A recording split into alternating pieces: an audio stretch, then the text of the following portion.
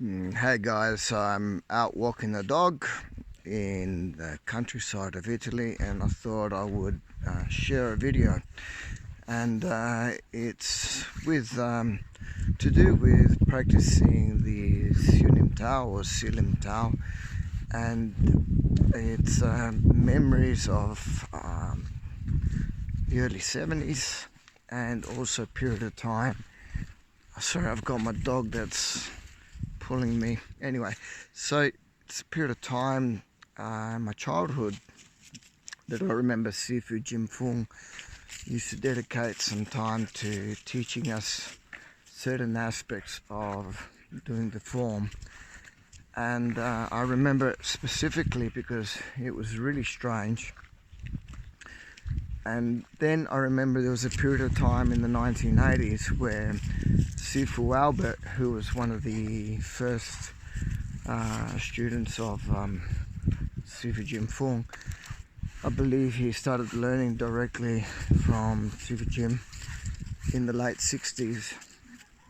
He started doing private classes for internal Wing Chun in after classes. I think they were around 9:30 at night, and I think that for about an hour and a half. And we would do particular set exercises, promoting a lot of the thought force exercises. You'll have to excuse me, I've got a bit of a cold.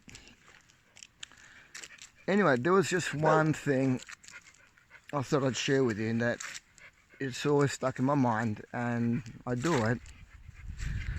And it's not easy to do, and that's just simply standing in the Eugene King Young Ma position and learning to breathe diaphragmatically. And I propose you do this and try it. I could do a video just to show you how it's done, but it's not really necessary that I actually do a video, but I can explain it in words. And all you need to do is, on what I was told at a very young age, that's probably why it affected me so much, was to not use any physical force at all. And so even then I thought, well, hey, you're not supposed to use any physical force. And you visualize and map the form out, and basically the thought creates the motion. And so it was really hard at first, because when you're young, it's of course easy to use muscular exertion. And so the hardest part is to really try and do this, try not to use muscular force. And of course the first part is to actually find that center of balance where you're completely in a balance point where you're fluctuating between not being too relaxed and relaxed enough, okay? And that's in your Eugene King Young Ma position, okay? So you're not, sort of like sitting down too low or bending your knees too much, okay? It's that in-between point where you're not overly relaxed.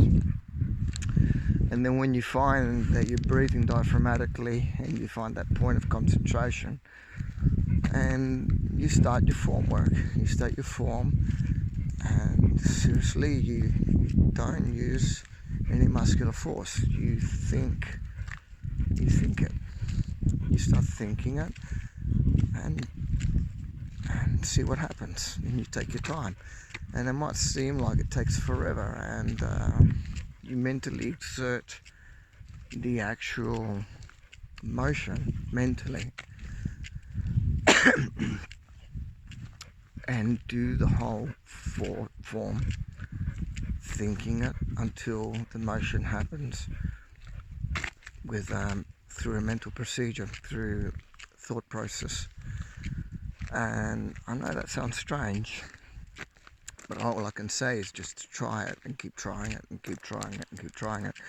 And it may not work the first time, but I can assure you that it does work, and it activates another process. It does activate another, process in the body, where you could say that the body follows the mind rather than other way around. So it's an interesting procedure that relates to the Nimlik concepts, or that was taught a long time ago.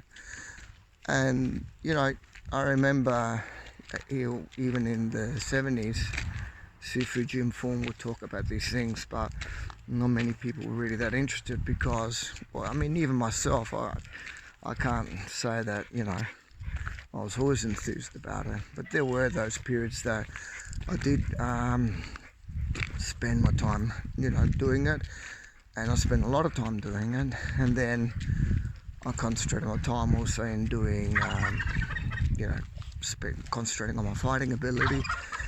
But it did enhance a lot of my concentration and helped me in many things, especially in my concentration and driving my wherever I wanted to drive my energy generally. So it's something to consider.